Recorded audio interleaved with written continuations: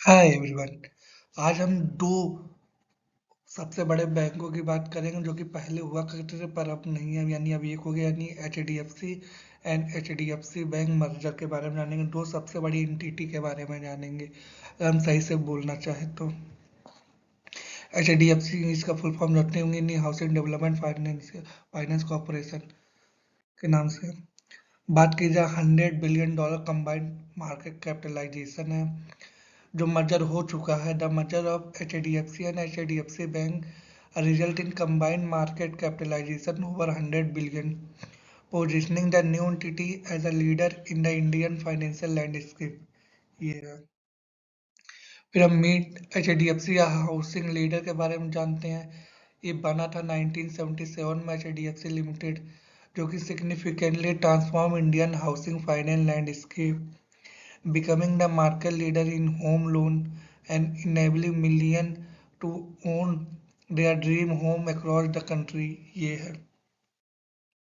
फिर हम HDFC bank की बात कर लेते हैं। तो ये 1994 में बना था। HDFC bank has grow into India largest private sector bank, known for its innovative banking solution and extensive retail and cooperative banking services serving millions across the nation। ये है। फिर हम स्ट्रैटेजिक रैशनल देख लेते हैं।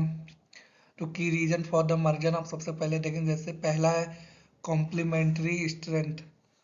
The merger combine HDFC expertise in housing finance with HDFC bank banking capability, create a powerhouse that can better meet customer need and enhance service offering। ये हो गया।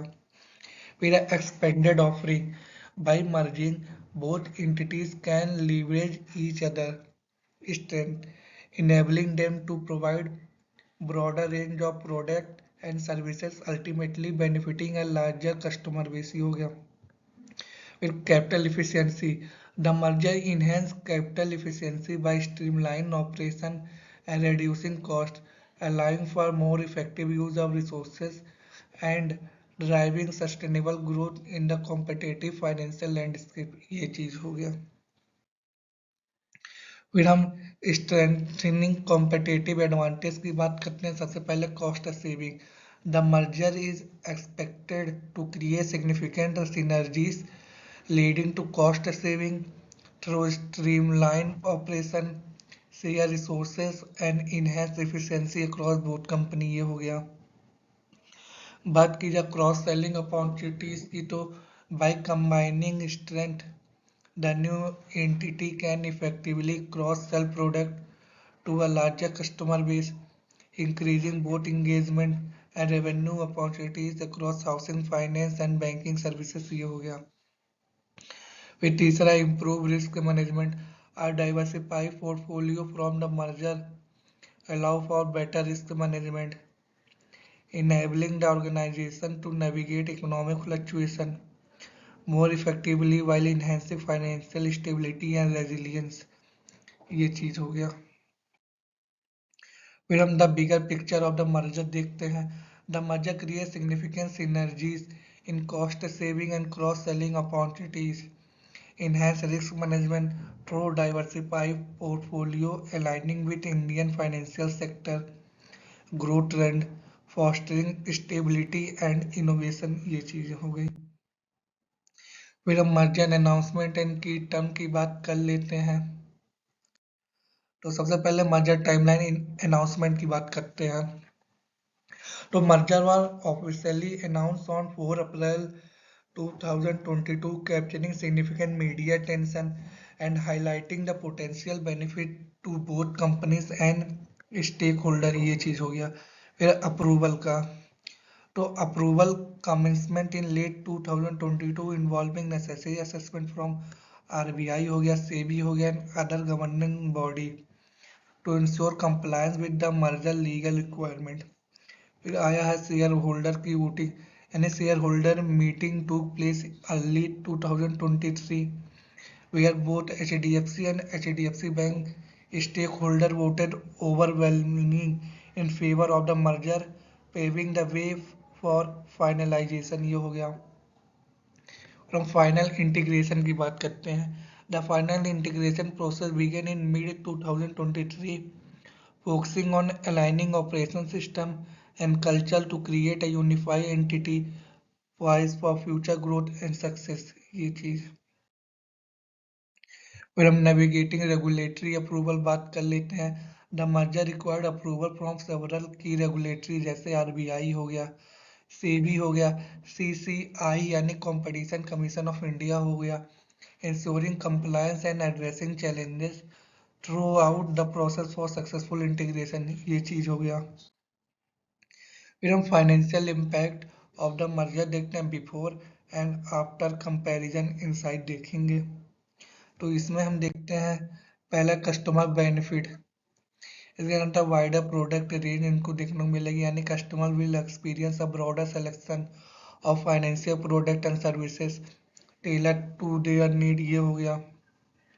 मोर ब्रांच एक्सेस होगा, यानी increase accessibility mean that customer can reach more branches and ATM across the country easily. ये हो गया। फिर हो गया enhance digital banking, a superior digital banking experience allow customer to manage their financial conveniently from anywhere। ये चीजें हो गई। फिर हम एम्प्लॉयज इंसाइट एंड एक्सपीरियंस देखते हैं। तो employ are excited about the merger, anticipating enhanced career opportunities and a stronger corporate culture that foster collaboration and innovation। Integration effort focus on maintaining a supportive work environment for all. ये चीज हो गई।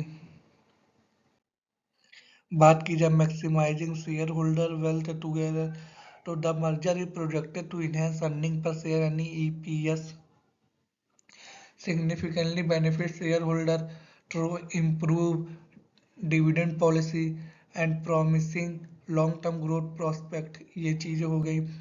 This strategic union foster sustained value creation for all stakeholder। ये चीज हो गई इसमें।